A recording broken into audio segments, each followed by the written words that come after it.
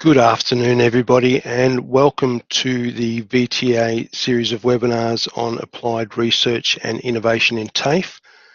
Today's session is on artificial intelligence, industry, education, and the future of work, planning the big unknown, with Dr. Alan Montague, Program Director of the Masters of Human Resource Management at RMIT. Now, before I introduce Alan, I'd just like to remind everybody that this session is being recorded, and a recording will be made available through the VTA after this session.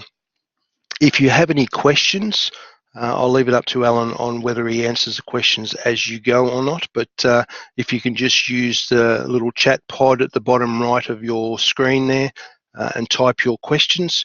We don't actually allow for voice questions, so you can just type those into the chat pod. That would be great.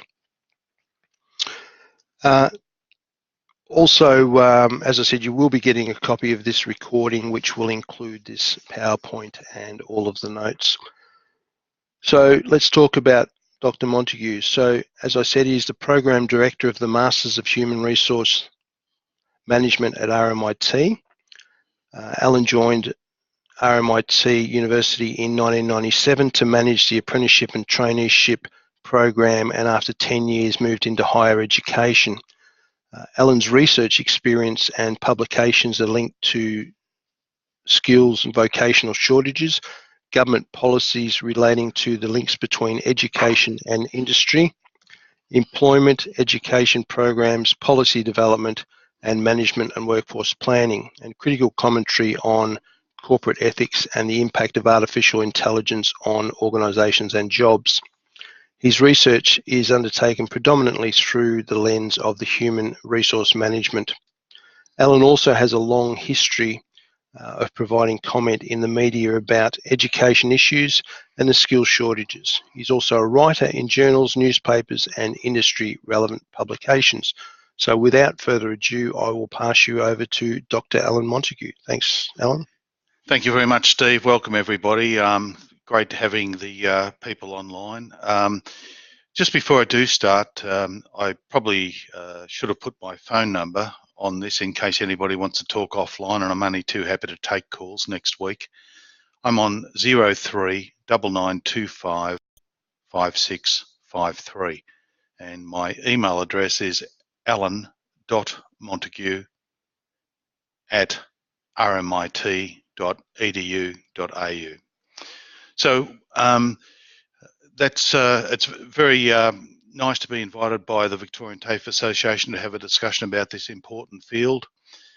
I think that before I move right into it, I just want to take you back to 1970. Many of you wouldn't have been born then. I was born in 1953, so I was a mere 17 in 1970, or 18 or something. The most common occupation on the planet at that particular time was the typist. And by the 1990s, you were very hard pressed to find a typist. That job was completely obliterated by technology, and I think that we're going to see significant changes in every occupation, and this is the issue that relates to VET particularly. I can't think of an occupation that doesn't have some vocational education and training components in it. You can have the best CEO in the world, but they also need to know how to operate computer programs, even at a basic fundamental level. So we have some interesting developments that are going to occur, but what's going to happen to jobs and what's the impact for the TAFE. I'm happy to take questions on the way through. I'm happy to take questions at the end. As Steve was saying, people can't do it verbally, but that's fine. I'm also happy to take questions when people ring me. I ring them back. When they email me, I email them back as well. So there's the, this is a bit laden with text purposely so that people can use the data that's on these slides in any way that you think that you wish to. Play parts to your students if you wish, or to your colleagues. But this is the opportunity really for TAFE. One of the issues that TAFE has going for it, despite the terrible policies that afflicted it since 2012, really going through to 2017 in my mind, one of the terrible things that happened is now being arrested, because the Andrews government is saying they're going to really put TAFE back on the pedestal where it belongs as a public provider. So there's economies of scale, and TAFE colleges need to band together to look at working with industry and developing products that are going to help industry in a different way. But I'll come to that as we go. So there's some of the things: how jobs will change, mixed array of forecasts, the need for increased consultation with industry. Will artificial intelligence eliminate jobs, or will it redefine them? Will it boost jobs? We actually don't know. Predicting the future is a very complex task. Now, of course, I'm not going to read out the slides. Everybody that's listening, can read as well as I can. So just cast your mind over those for a moment.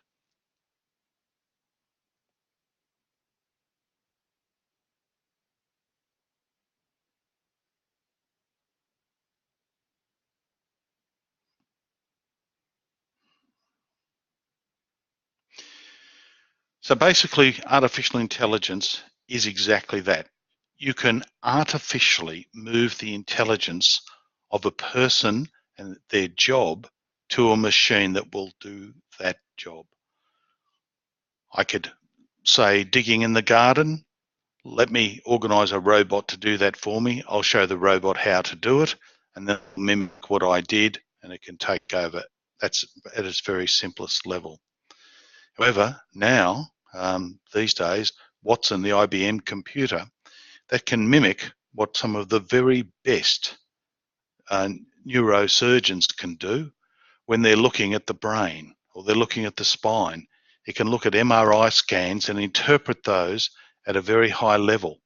So it's reaching into areas that it has never been before. And the development of materials that are delivered to building sites in the construction industry, moving back to the vet sector, that's changing significantly as well.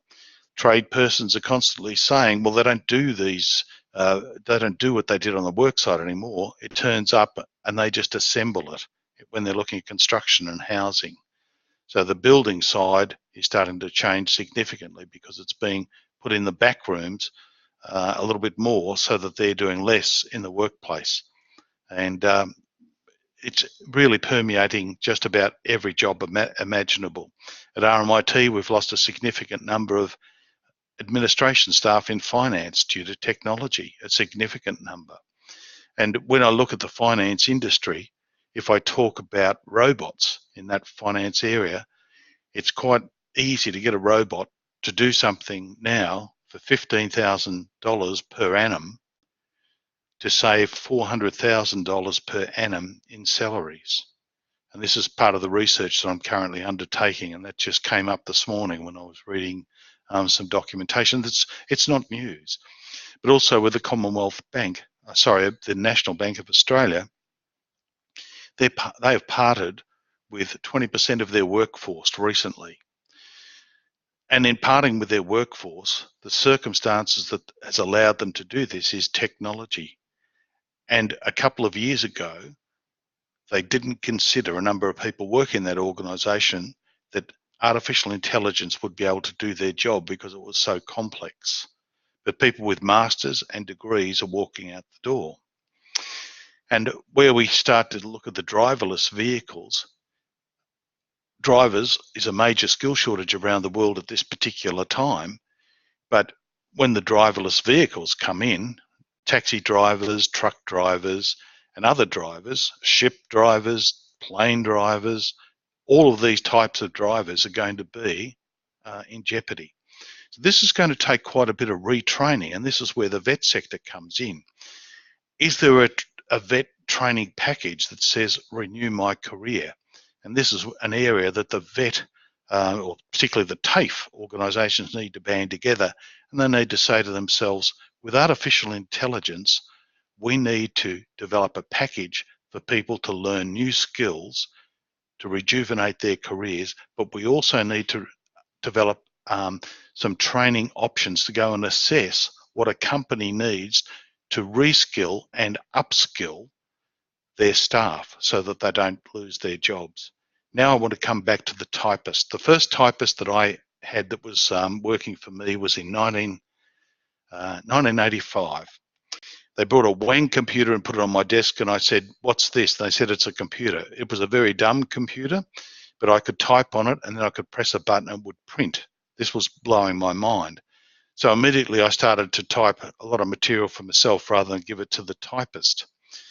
Fortunately, the typist who hated typing, I was able to give her other things to do part-time and then eventually promoted. And in no time flat, she wasn't needed. I'm still the worst typist in the world, possibly, but I do my own typing. But now also we have voice recognition, and I can do that with 98% accuracy. So my life has changed quite significantly. As a matter of fact, some of the text in this slide is being put together by that information, by me dictating. So artificial intelligence, the top point there is it a great leap or is it a problem? But we look at some of the computers now. What's in the supercomputer? That beat the best minds in a show called Jeopardy last year. But also there was another computer that I haven't isolated here that was playing against the best poker players in the world. And that was a very interesting one because that computer could bluff and did bluff.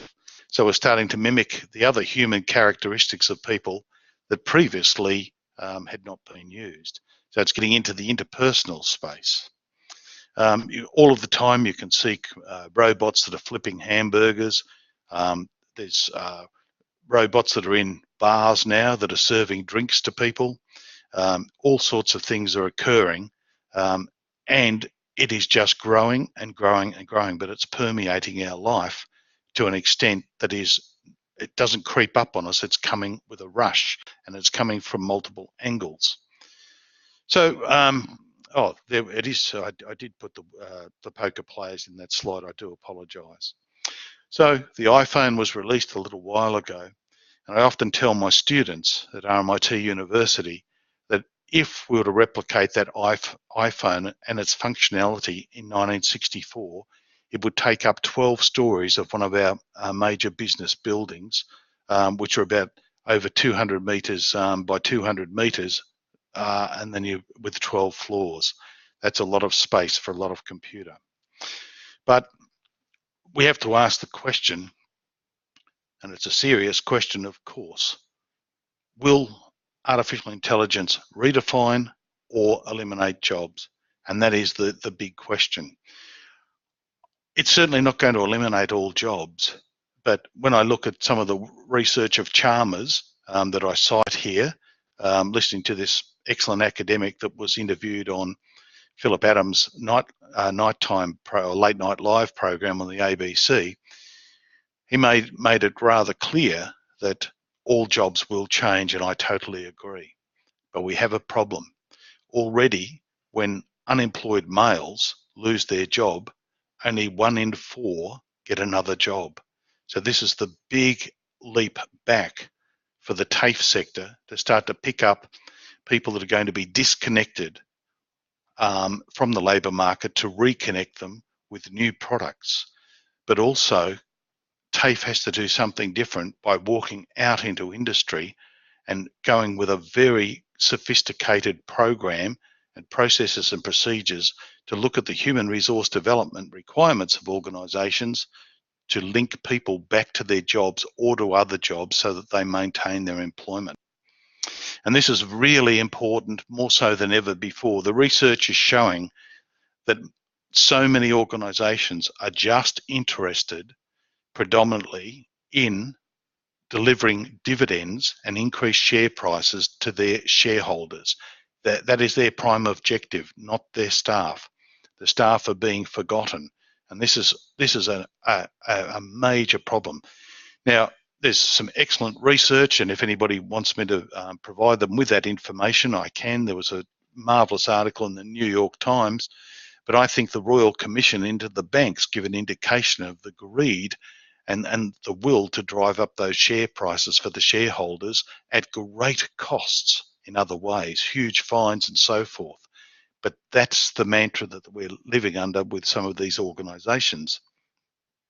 So we have a fear, I have a fear of what's going to happen to people's jobs unless there's some very good policies that come along from governments, both federal and state, to start to protect people's jobs. But also I think the state government, this new state government, should be working with the VTA to start to say, right, here's some money. We want you to go and work with industry and develop some very good programs outside the structure of training packages, well outside the structure of training packages, to start to show organisations how to train and redevelop their staff, and then create ladders and bridges to informal training in the workplace and show them how to do that, and also ladders and bridges to formal training so they step outside and go to a TAFE college or a university if they must to do a short course. So it's a very complex time that we have ahead. Now, just moving to the next slide. Our research, we're looking, we've got a book publication that I've already written the introduction for this, and anybody can have a copy of the draft, and really is draft. But my three colleagues, a professor from RMIT, two professors from RMIT, and my friend Julia Connell from Newcastle, we're doing that. We're doing that with, we've got a whole research team that's doing it, and we're, as you can see, it's managers in the Asia Pacific. We're writing articles from China, Vietnam, Thailand, and so forth about the labour market and the impact of artificial intelligence due to the fourth industrial revolution in those countries. We've got surveys on Qualtrics, which is a particular platform at RMIT University. We've got numerous journal articles that we're writing in Germany and the impact of HI on higher education Germany and higher education in Australia. We're looking at leadership policy that the Australian governments are doing or not doing, depending on the case. And to be perfectly honest, I think the state government of Victoria is taking the lead here, but should be doing a lot more, but they're way ahead of some of the other states and certainly the federal government.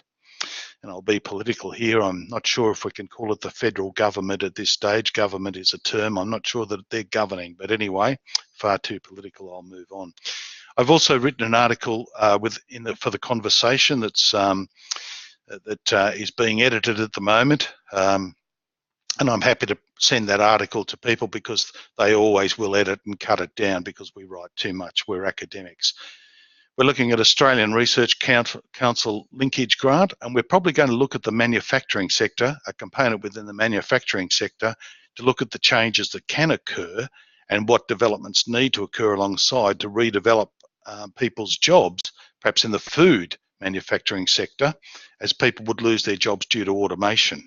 We've got a number of media releases and we do public presentations along these lines, so we're quite busy. But this is a key question. Some people tell me that I'm an alarmist. They tell us that our whole research group are alarmists. Are we? Well, it's really hard to know. In the forthcoming chapter, I say that we have a fear because some people, their livelihoods may be deprived. Now, employment at this particular state is quite good in Australia. The unemployment's low, even though the measures, if you work 1 hour per week or you even do voluntary work 1 hour per week, at the time of they're doing the survey, you're considered to be employed. And that's the same measure that's used in the OECD countries. This low employment level in the United States that they keep on claiming to be excellent, I think it's mythical because there's loads of underemployment that's occurring as well. However, what employment does is it does share the economy's wealth. It's the best way of doing so. If we have a situation where a lot of jobs are lost in the society, the flow-on impact on the residual disasters are dreadful. People purchase well-being through employment, the money that they have. Added to that, they also purchase well-being for their partners, their children, possibly their parents or other family members. Added to that, it even goes further. There is so much money that goes under the carpet for people that have migrated to Australia, helping people in other countries. So the flow-on effect from artificial intelligence is a real concern. It's a little bit like the climate. I don't think that we can sit by and act as though, well, this isn't going to happen. It's too scary, the impact, not to start to put things in place to address these changes that are going to occur. So we look at this through the HRM leadership, education, development, all of these types of issues.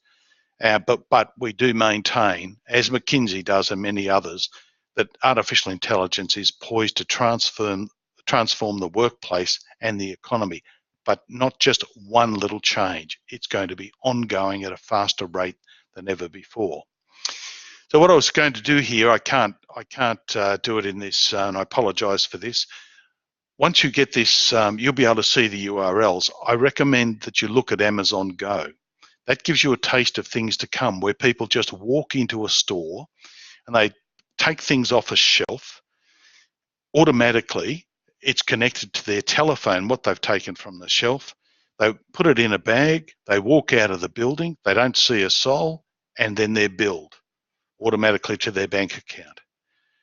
Now, taste of things to come, well, actually, that shop already exists.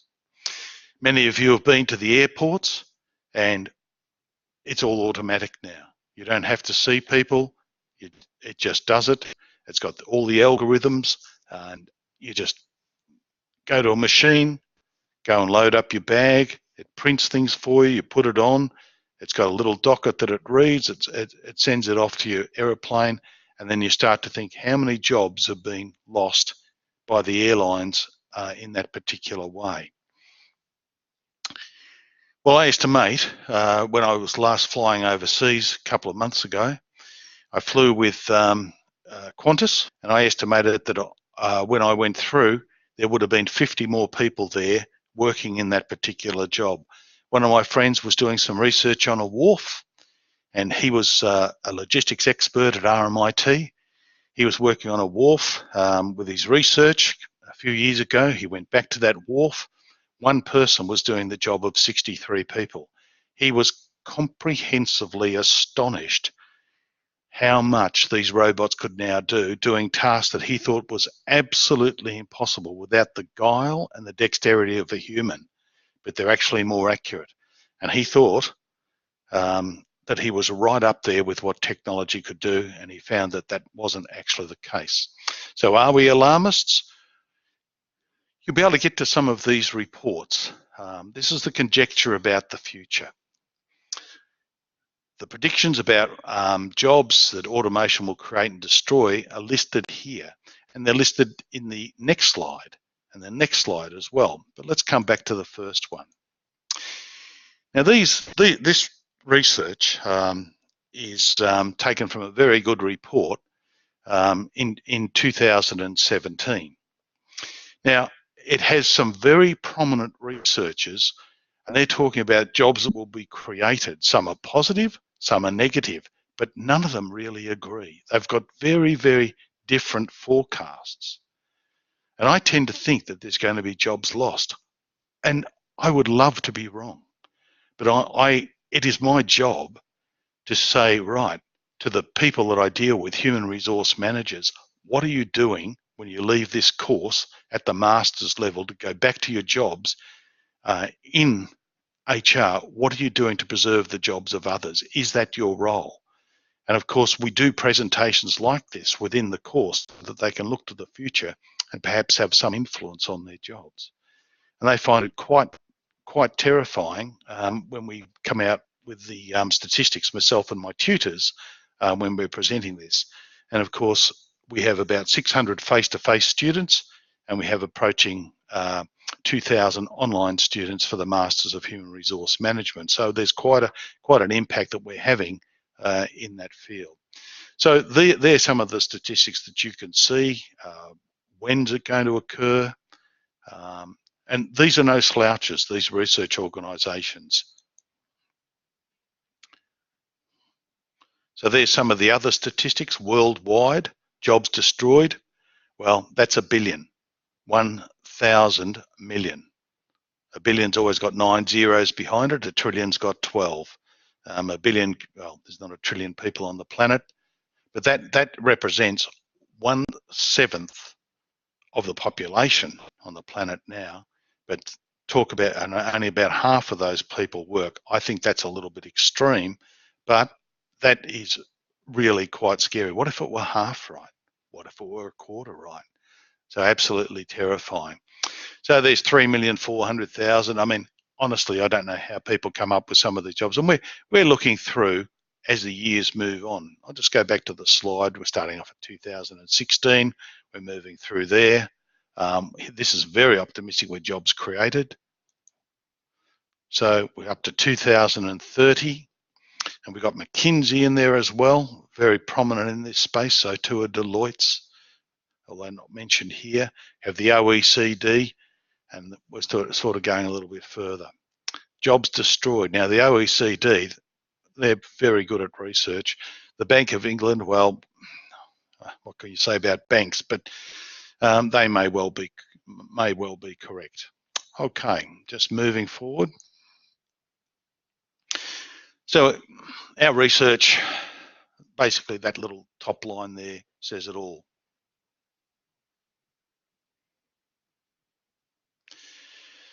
When I was at work, it was about 18 months ago, and at RMIT, the internet went down.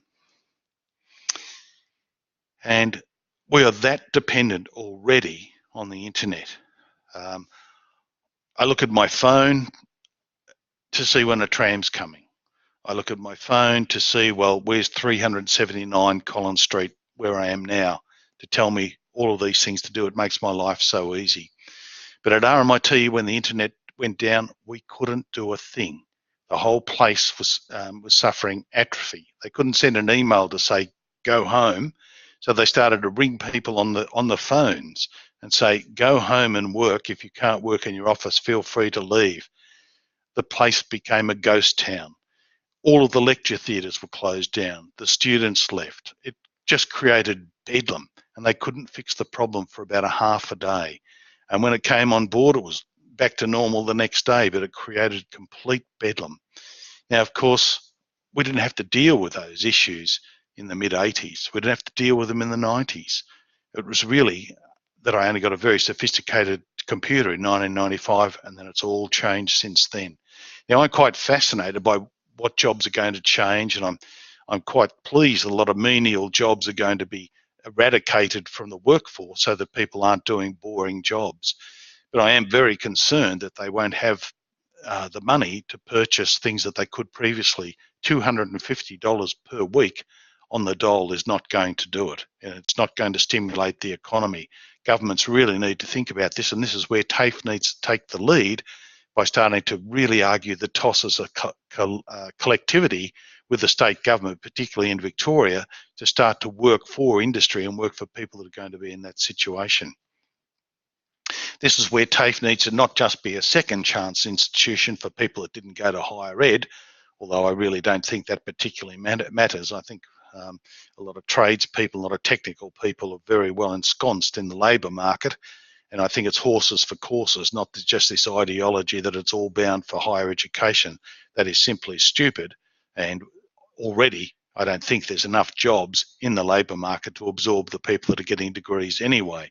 So TAFE is a very, very good option, but it's been beaten around the head by some bastardised policies by government previously, and it needs to be put back on its mantle, but it also needs to stand up for itself and ask for money and start to develop the issues to address the needs of students. Because coming back to the second chance, TAFE has to be a third, fourth, fifth, sixth, seventh chance for people, because AI is going to bite and change all of their jobs. So we've got extensive literature reviews. I'm happy to share any of that if people are interested or studying in the area. I'm happy for people to ring me up to sort of say, well, I teach in this area. What do you think I should be looking at for my students? But I think every training package now should have a component. What will the impact of artificial intelligence going to be? And from my research, I've seen very little evidence of any training packages having that in it. But that's not a criticism of just the vet sector.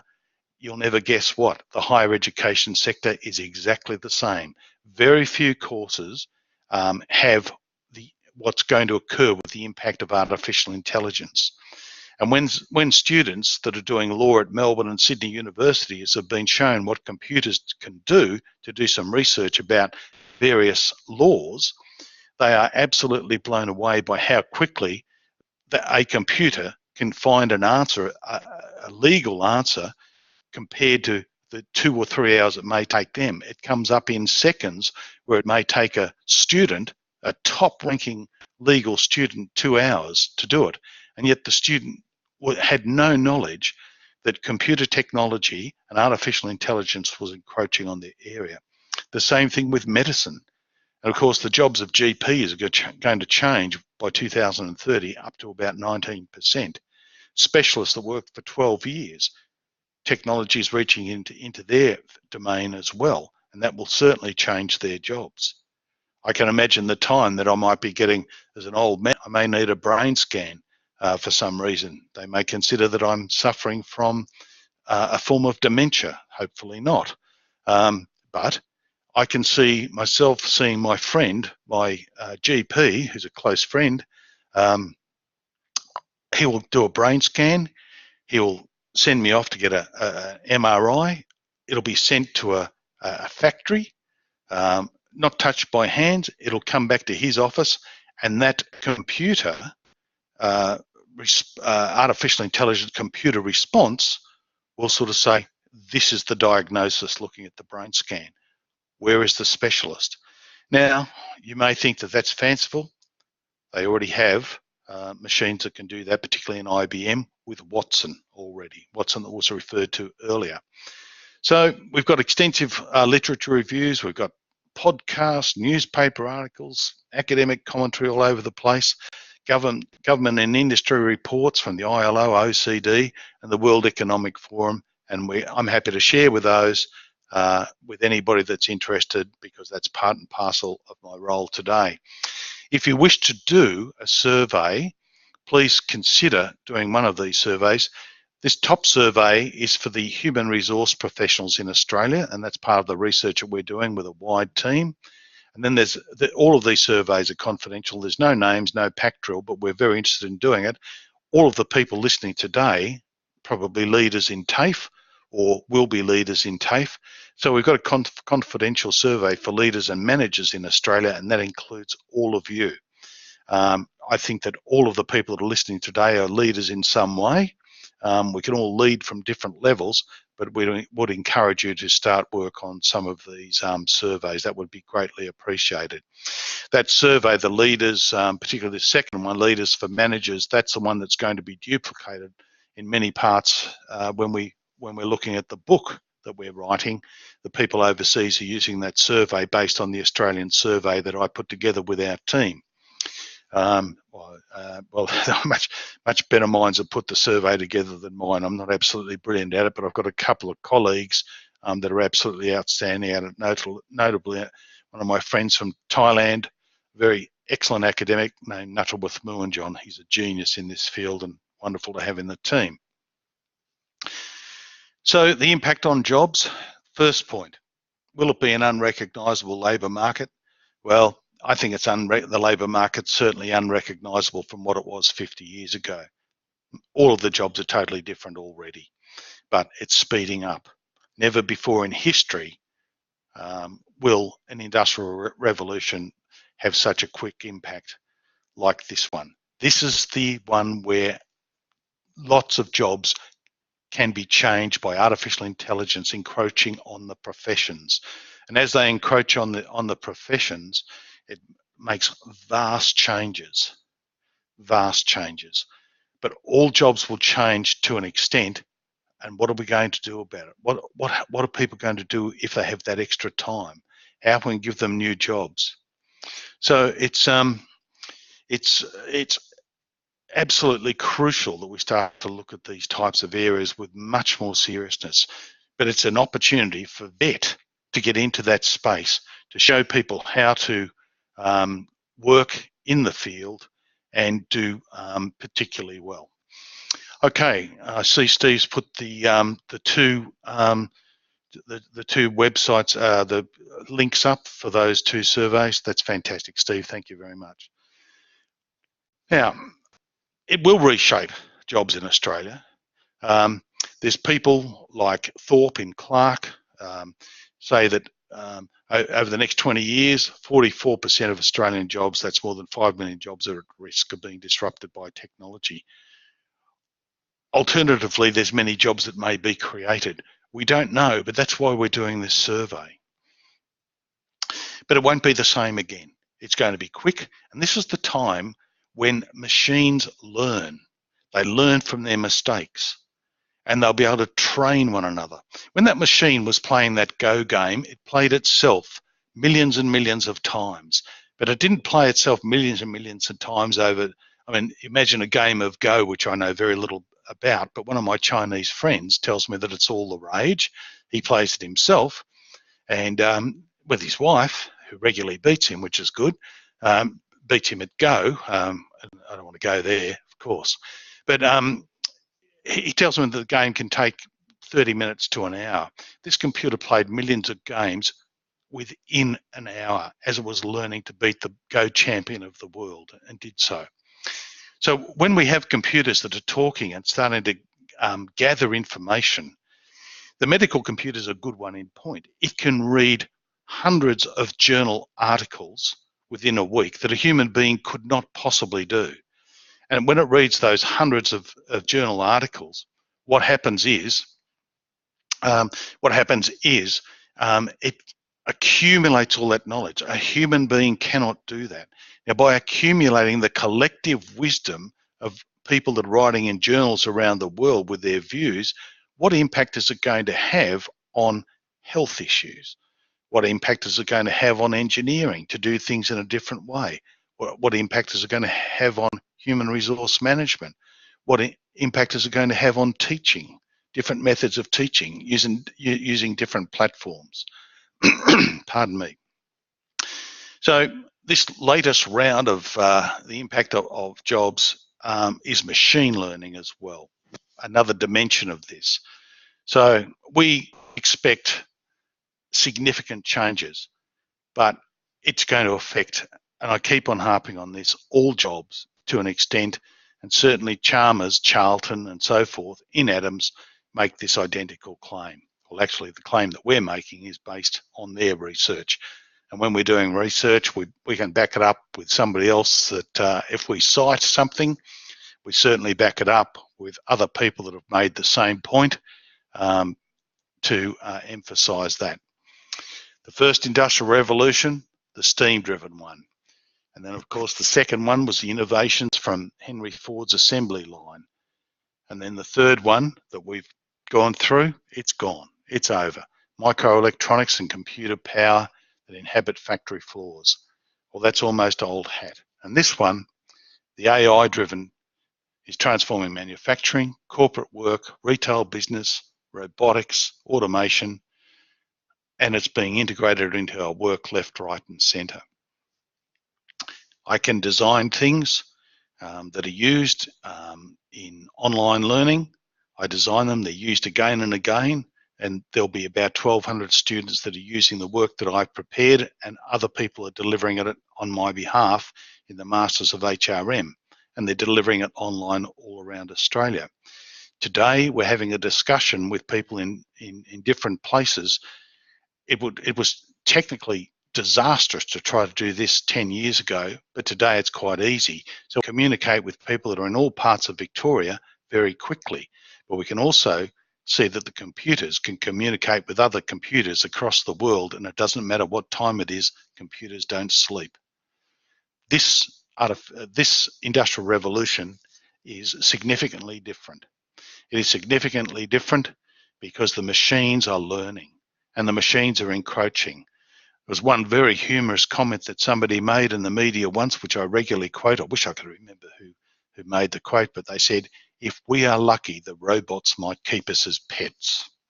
Well, we might be extremely lucky. Time will tell. Here we have a slide that shows the number of industrial robots that are increasing around the world. Now, the red line down the bottom is China, and that is going through the roof. The green line is Asia, which is already through the roof. Thailand, Vietnam, Korea, Japan, the list goes on. Then, of course, we have the United States just creeping up the line and so forth. But it's going to be very interesting because the industrial robots, there were times when we've sent a lot of jobs in the transport industry, car manufacturing industry offshore, because they were sent to places that are cheaper around the world. So sent to places like Korea initially, China, Vietnam, Thailand, the list goes on, Malaysia. Often these jobs were basically put offshore, but you don't have to have the robots offshore. It depends where the robot expert is, where a lot of these jobs are going to be. So what may occur for some of the Asian Pacific countries is that these jobs may come back to some of the first world countries. They may come back to the United States, but not the jobs, the functions. The functions that are done by robots, because that's where the person is that knows how to operate and program the robots to put widgets together or put shoes together or whatever, or dresses, clothing, shirts, whatever, because all of these jobs are being done by robots as we currently speak. But we still have a lot of manual labour in these areas around Asia, and a lot of the corporations have been shopping around to get a cheaper price. Even it became too expensive in China, so they started to offset it and move some of their jobs to Vietnam. We have the Bangladeshis as well that are also working manually in these fields. But these jobs may come back. A lot of the people in these countries are going to lose their jobs because the robots will be taking over, and they may not even have the robots in those countries. They may bring them back to places like Australia, like Canada, like the United States, like England, and the list goes on, because all they need is a person and a bit of space in a factory, and the space is available. It's even available in the UK, particularly when you consider that only 1% of the land of the UK is occupied by people. So there's lots of opportunities. I don't know where this leads, but that's just one issue. But that does create also a space for VET that needs to work with people to sort of say, what are they going to do with their lives when they lose their manual jobs? That is another dimension of that particular fear. Now, I'm unable to run this slide, which is a bit of a pity, but you'll be able to get the URL off this presentation. Now, this is, could a robot do your job? Now, this is a very interesting one here, because if I were to put lecturer in, it'd say 19% of my job by the year 2030 will be significantly altered and changed, and will be able to be done by automation. I think it was 19% from memory. I was looking at some of the trades jobs, drivers, a lot of vet jobs. You can plug in more or less any job into that website to see how it goes and the impact that it's going to have. And it's very good research done by a person in the United States, and this came out of a very good program that was on the ABC, and I think it's still up on iView, which was played last year, and I've shown it to a lot of students, but they had a researcher on this that actually developed this website with the ABC, and it's still available. Any job, and you see what the impact is, and it creates quite a discussion. And beneath this website is a lot of very good information to give more definitions of artificial intelligence and the impact that it's going to have, and it's got links everywhere and has got some very good explanations. So if it's useful to you, and I think it is, I think it's useful and relevant to all of us, then I suggest that you have a very good look at that. And I was hoping to make this interactive to go through that website, but this particular technology, through no fault of anybody's, doesn't work. It's actually my mistake, so we'll leave it there because I should have checked it. But that's a very good website to go through. Okay, and I see that my mate Steve, who's absolutely brilliant here at the VDC, has put that up for you as well. So thanks for that, Steve. That's great. Okay, this is a very funny video source to watch. This is in the domestic space. This is absolutely, this generally breaks people up with a lot of humour. It's very funny. It's got a very funny message, but it's got all sorts of issues about the technology in homes that will help people as well in various ways. I mean, one of my friends goes home and he talks to things, and it turns on lights, turns on stoves, fridges, turns on heating, all that sort of information.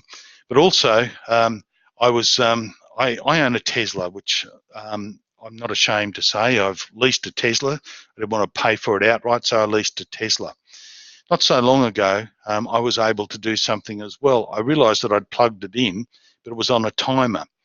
I'd set the computer in the car to turn on at about 10 o'clock that night. Well, I needed it to sort of travel off to Adelaide. So I was in the tram, the number 19 tram, going down to near RMIT, down towards Elizabeth Street.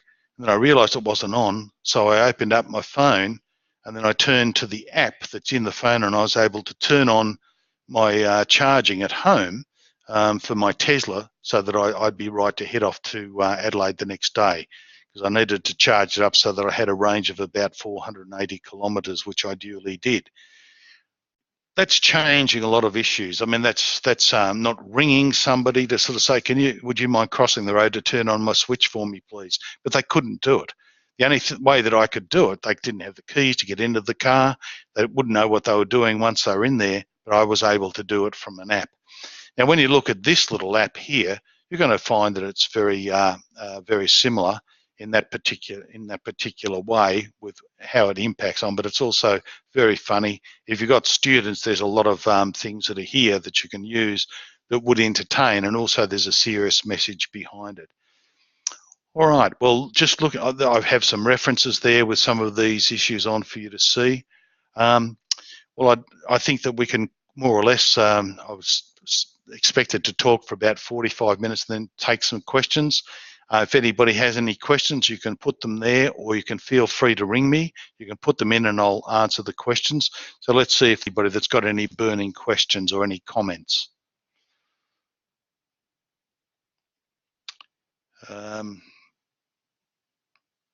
So what you do is you put any questions in that box there. Or maybe I've terrified everybody to such an extent about jobs of the future and your children and so forth. Questions here. Steve just popped that in.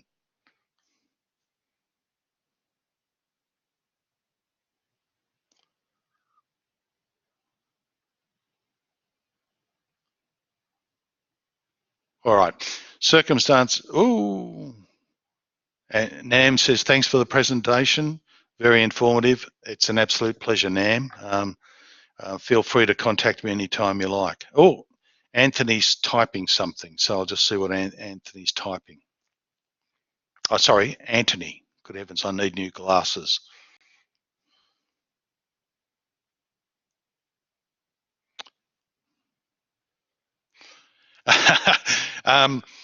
Anthony has said, I suppose you can all read it. It's definitely not my bot, but on the topic of bots, what I can say is there is a university that's using bots. Students don't ring people anymore. They just talk to a bot and they're told when their assignments are due, when the university is starting. Any question they like, they get an automated answer.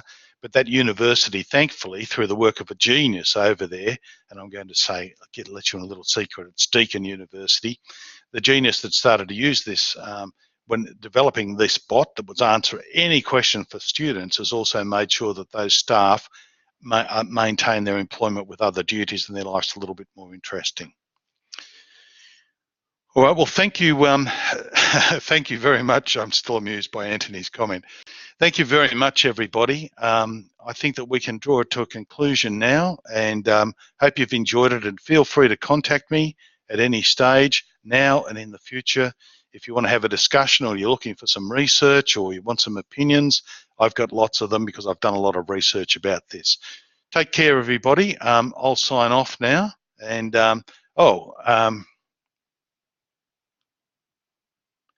Oh, thanks, Kelly. That's fantastic. I really appreciate that, and I'll be very happy to talk to you. And I'm glad that you like the presentation. That's really good. The presentation is absolutely. There should be more of them in this space, and I felt compelled to do it. And of course, Andrew Williams and Aneldo from the VTA, they certainly encouraged me to do this for the sector that they represent. They asked me to do this. I've got a very good relationship with them as well. And now I've got a very good relationship with Steve here at the VDC. All right, everybody. I think that I feel like sort of saying at an auction, are you done? Are you done? But I won't need to. Okay. All right, well, thank you very much. Over to you, Steve. Thanks very much, Alan, and that was very informative, and I'm sure that VTA will make your details available to anyone that wishes, and also the recording of this webinar will be available to everyone. So once again, thank you to everyone for coming today. We hope to see you at the next one of these series, which I believe will start again next year. And yeah, again, thank you for attending, and we'll see you all again soon. Terrific. Thanks again, everybody. Bye for now.